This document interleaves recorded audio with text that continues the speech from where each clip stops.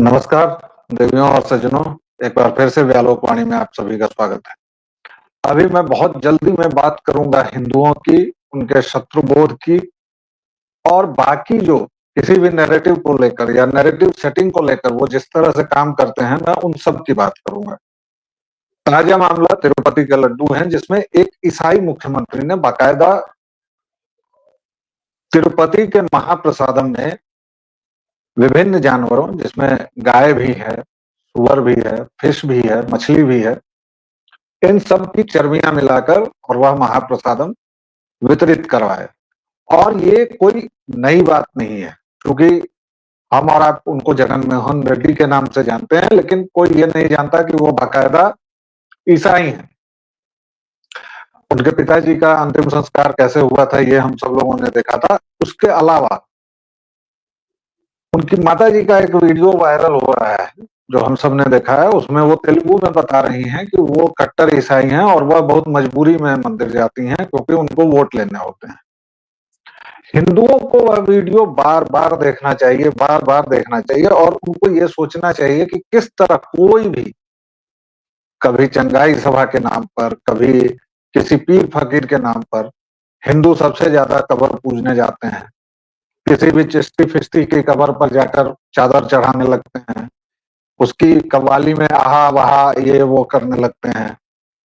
कहीं भी कोई भी चर्च वर्च दिखे तो बहुत बढ़िया, बहुत बढ़िया, ये जो पूरा भाव है। चलिए ठीक है, वो एक अलग मुद्दा है, क्योंकि वो सनातन का मुद्दा है। सनातन की देन है कि हम कण कण में शंकर को देखते हैं, हम कण कण में, प्रकृति के हर एक मसले में, प्रकृति के हर एक कण में हमें ईश्वर दिखता है। वह एक बिल्कुल अलग मुद्दा है। लेकिन अभी का जो मुद्दा है, अभी आप देखिए कि हमारा देश कितना अद्भुत है, किस किस तरह की बातें हो रही है। असल मुद्दा ये था कि तिरुपति के प्रसाद को करोड़ों लोगों तक पहुंचाया गया। वहां से लड्डू राम जन्मभूमि मंदिर के लोकार्पण के समय, या राम जन्मभूमि मंदिर का जब गर्भगृह खुला, जो अभी बना था जनवरी में, वहां भी वो पहुंचे लड्डू। करोड़ों हिंदुओं की भावनाओं के साथ कैसे बलात्कार किया गया, किस तरह खेला गया, और ये सब एक ईसाई मुख्यमंत्री ने किया। लेकिन हमारे जो हिंदू भाई बहन हैं, उन सब के लिए मुद्दा क्या है? उन सब के लिए मुद्दा यह है कि अरे किस खाने में फैट नहीं होता है। कुछ एक हिंदू तो इतने आगे बढ़ गए हैं कि वो कहते हैं कि एनिमल फैट से ही कोई चीज स्वादिष्ट बनती है। कुछ एक वैज्ञानिक हो गए हैं, वो वैज्ञानिक जी बता रहे हैं कि असल में जो घी होता है वो दूध से जो एक्सट्रैक्ट करते हैं एनिमल फैट, वही होता है। और यही तर्क वीगन लोग देते हैं, जो दूध या डेयरी प्रोडक्ट्स इस्तेमाल नहीं करते हैं। उनका कहना है कि वह भी एक तरह की हिंसा है। उस वीगन वाले तर्क को आगे बढ़ाकर लोग कहाँ ले गए हैं? उसके अलावा एक तीसरा तर्क आ रहा है कि भाई जो हिंदू पूजा का घी देना कहकर सस्ता घी लाता है, 25 रुपए में 50 ग्राम या 100 ग्राम ले आता है घी, वह कभी सोचता नहीं। फिर कुछ लोग पतंजलि से लेके तमाम उत्पादों पर सवाल उठाने लगे कि 650 रुपए में कैसे मिल सकता है, क्योंकि दूध तो 60 रुपए किलो है, 1 लीटर बनाने में 20 रुपए लगते हैं, तो 800, फिर 1200, और हिसाब किताब करके वो बताते हैं कि 1500 से कम में नहीं मिल सकता है। चलिए वो भी मान लेते हैं। हालांकि ये वो लोग भूल जाते हैं कि हमारे घरों में माएं या पत्नियां या बहनें जब भी घी निकालती हैं, तो वो छाली जब निकाल लेती हैं, तो उसके बाद ऐसा नहीं है कि उसको बाकी दूध को फेंक दिया जाता है। उस दूध का भी उपयोग होता है, और वैसे ही बड़ी क्वांटिटी में जहां ये सब होता होगा वहां भी उपयोग होता होगा। मुझे नहीं पता, क्योंकि मैं वैज्ञानिक नहीं हूं। मैं केवल ये दिखा रहा हूं कि असली बात कहां थी और कहां से कहां पहुंच गए। अब मैं कुछ एंटरटेनमेंट चैनल्स पर डिबेट देख रहा था, मतलब नजर पड़ गई।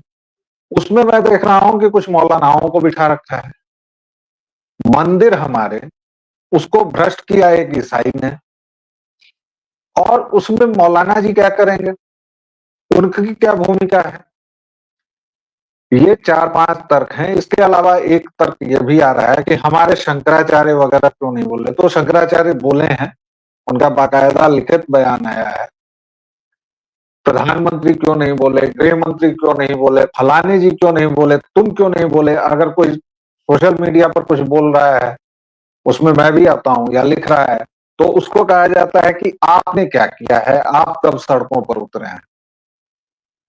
अब इन सारी चीजों पर इनको अगर एक साथ देखा जाए तो ये 3 चीजें बताती हैं कि हम हिंदुओं में शत्रुबोध नहीं है, हमें कहाँ मुंह खोलना है, कहाँ मुंह नहीं खोलना है, उसका कोई ज्ञान नहीं है, उसके बारे में हम तनिक भी नहीं सोचते हैं, और हम हर एक विषय के विद्वान हैं।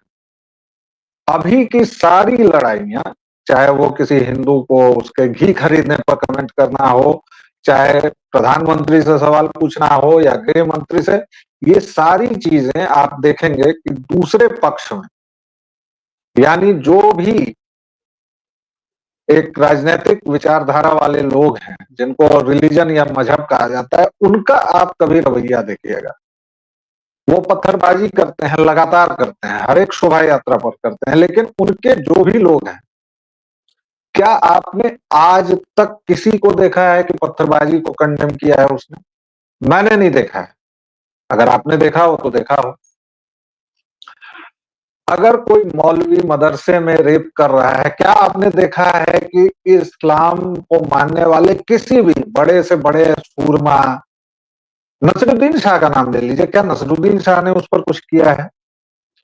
अभी मोइनुद्दीन की कब्र से जो लोग अपना काम धाम चलाते हैं, उसके खादिमों को 30 साल बाद सजा हुई रेप कांड, 30 साल बाद, और वो बच्चियां अब माएं बन गई हैं, दादियां बन गई हैं, और उनको 30 साल तक हरेक सुनवाई पर कोर्ट में क्या जिल्लत झेलनी पड़ती होगी, वो आप और मैं केवल कल्पना कर सकते हैं। उनकी जिल्लत को समझ नहीं सकते हैं। उस पर आप देखिए कि ना तो किसी बड़े मुसलमान ने कुछ कहा। क्या किया उन्होंने? उन्होंने प्रधानमंत्री मोदी के जन्मदिन पर 4000 किलो का हलवा बनवाया साहब, शाकाहारी हलवा। आप कहेंगे कि हलवा तो शाकाहारी ही होता है। चिश्ती की कब्र जहां हो और जहां पर रोज बिरयानी और क्या क्या बट रहा हो, और अगर आप कभी उसका भी एक वीडियो आया था, उसमें कैसे खिचड़ी बनती है या क्या बनता है जो वहां के सो कॉल्ड प्रसाद के नाम पर दिया जाता है, वो आप देख लेंगे तो आपका मिजाज हरा हो जाएगा। उन्होंने ये काम किया, वो हमेशा यही करते हैं। अभी एकमात्र व्यक्ति पवन कल्याण है जिसने एक मुद्दे की बात कही। नेता हैं, वो डिप्टी सीएम हैं और अभिनेता से नेता बने। उन्होंने कहा कि सनातन रक्षण बोर्ड बनना चाहिए। इस पर कहीं कोई चर्चा नहीं हो रही है। इस पर कहीं कोई चर्चा नहीं हो रही है कि एक ईसाई मुख्यमंत्री ने किस तरह करोड़ों हिंदुओं की भावनाओं के साथ बलात्कार किया है। उस ईसाई मुख्यमंत्री को कहीं कोर्ट में नहीं घसीटा गया है। उल्टा वह और उसकी पार्टी हाई कोर्ट में जा रही है, सीबीआई की मांग कर रही है, सीबीआई जांच की मांग कर रही है, और वो कुल मिलाकर इस मामले को राजनीतिक बना रहे हैं। और हमारे हिंदू शेर चीते लकड़बग्घे जो हैं, वह इसमें पूरी मदद कर रहे हैं। एकमात्र सूत्र होना चाहिए था अभी, और इसके लिए हर एक हिंदू उत्तर से दक्षिण से, अभी एक वो सो कॉल्ड एक्टर है प्रकाश राज, हालांकि वो घोर हिंदू विरोधी, और मुझे लगता है कि वो भी शायद क्रिप्टो क्रिश्चियन ही है। उसने पवन कल्याण के ऊपर ये तंज कसा है कि एक रीजनल मैटर को क्यों आप नेशनल इशू बना रहे हैं, हम लोग आपस में सलट लें, आप डिप्टी सीएम हैं, आप कड़ी कार्रवाई करें। हिंदुओं का मसला है तो वो रीजनल मैटर हो गया। और अगर दिल्ली में किसी शराबी ईसाई ने एक चर्च की 2 ईंटें निकाल दी तो वो नेशनल नहीं इंटरनेशनल इशू होता है। इतना आउटरेज होना चाहिए था कि वेटिकन को कम से कम इस पर संज्ञान लेना पड़ता और वेटिकन को इस पर कुछ कहना पड़ता। इतना संज्ञान लेना चाहिए था कि छद्म हिंदू नाम वाला कन्वर्टेड ईसाई जगन मोहन कम से कम माफी मांगता है। लेकिन हम लोगों ने सारे घोड़े खोल दिए हैं। कोई हम में से केमिस्ट बना हुआ है, कोई पॉलिटिशियन बना हुआ है, कोई राजनेता बना हुआ है। हम कितने दरिद्र हैं मानसिक तौर पर, हम कितने हीन हैं, हमारा आत्मबोध कहाँ है, ये इस पूरी घटना ने दिखा दिया है। मुझसे आप व्यक्तिगत तौर पर कहेंगे तो मैं तिरुपति नहीं गया, और तिरुपति के आसपास मैं भारत के दक्षिणी हिस्सों में बहुत बार गया हूं, लेकिन मैं तिरुपति नहीं गया हूं क्योंकि मुझे वो चीज ही नहीं समझ में आती है कि आप 21 घंटे लाइन में लगकर कुछ कर रहे हैं, देव भूमि के दर्शन कर रहे हैं, देवताओं के विग्रह को देख रहे हैं, उनसे आशीर्वाद लेने जा रहे हैं, लेकिन वह भी मुझे अभी नहीं कहना है। और मैं नहीं कहता हूं कि मैं नहीं गया था। कोई अपनी तिरुपति यात्रा का बखान कर रहा है, कोई कुछ। हम इतने शीघ्र पतित क्यों होते हैं? हम इतने वैचारिक तौर पर भंगुर क्यों हैं? और हम इतने दयनीय क्यों हैं? हमें क्यों नहीं समझ में आता है कि कौन हमारा शत्रु है और कौन हमारा मित्र है? सारे सवाल प्रधानमंत्री से आप अभी ही कर लेंगे। कोई कह रहा है कि अभी चुनाव नहीं है तो वो अभी नहीं बोलेंगे। कोई कह रहा है कि अभी वो चुनाव में व्यस्त हैं, जैसे ही मौका मिलेगा वो बोलेंगे। साहब,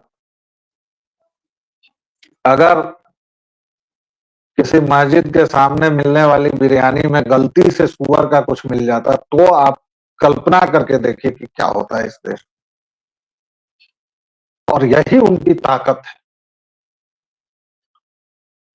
इस्लाम की ऐसी ही ताकत है कि उन्होंने अपने तमाम कुकर्मों के बावजूद इस्लामोफोबिया को बाकायदा ट्रेंड करवा दिया है। इस्लामोफोबिया नाम की चीज हो चुकी है, और पश्चिमी देशों में तो अब ये हालत है कि इस्लामोफोबिया के नाम पर वहां पहुंचे इस्लामिक जो फौज के लोग हैं, इस्लामिक मान्यताओं को मानने वाले जो लोग हैं, वो देखिए पूरा यूरोप झुलस रहा है। आप कल को इस्लामोफोबिया के नाम पर कहेंगे कि इस्लाम ने जितने भी मंदिर तोड़े इस देश में, वह पढ़ाना बंद कर दीजिए, और बात फिर से विषयांतर हो गया। मैं कह रहा हूं कि अभी बात किसी और चीज की नहीं है। अभी बात केवल और केवल तिरुपति के प्रसाद में चर्बी मिलाई गई है, वह भी गाय की और सुअर की। यह बहुत ही घृणित और घृणास्पद बात है, और इसके लिए कड़ी से कड़ी कार्रवाई करने की जरूरत है। इसके लिए हर एक हिंदू को, चाहे वो उत्तर का हो, दक्षिण का हो, पूरब का हो, पश्चिम का हो, उसको पुरजोर तरीके से अपना विरोध करना चाहिए था। इस ईसाई मुख्यमंत्री के ऊपर दर्जनों मुकदमे होने चाहिए, कड़ी से कड़ी सजा इसको मिलनी चाहिए, और इस मुद्दे को कम से कम राजनीति की भेंट नहीं चढ़ने देना चाहिए। लेकिन